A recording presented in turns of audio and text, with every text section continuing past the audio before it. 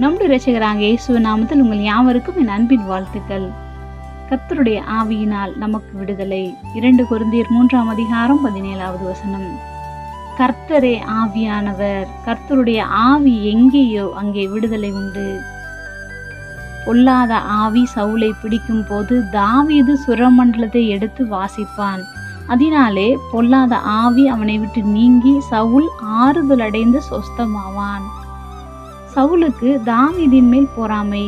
ஏனென்றால் சவுல் கொன்றது 1000, தாவீது கொன்றது 10,000 என்று ஸ்திரீகள் பாடியது அவனுக்கு பிடிக்கவில்லை.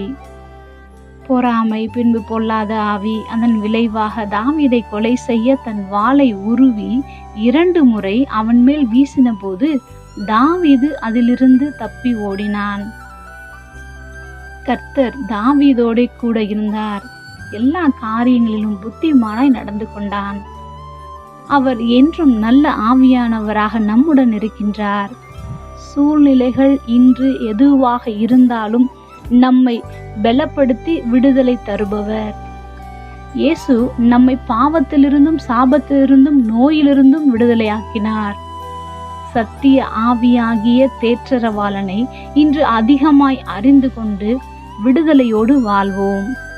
நம்முடைய நீதிபதி இயேசு ராஜா நமக்காக வாதாடி நம்மை விடுவிப்பவர் ஆவியானவர்.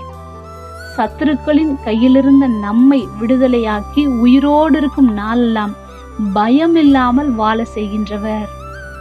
ஜெபம். அன்பின் பரம தகப்பனே, எப்பொழுதும் எங்களோடு கூட இருக்கிறவராகவே இருக்கிறவரே, நீர் எங்களுக்குள் இருப்பதினால் நாங்கள் விடுதலையோடு வாழ நீங்க கிருபை செய்கிறதற்காக நன்றி செலுத்துகிறோம். இயேசுவின் நாமத்தில் பிதாவே, ஆமென்.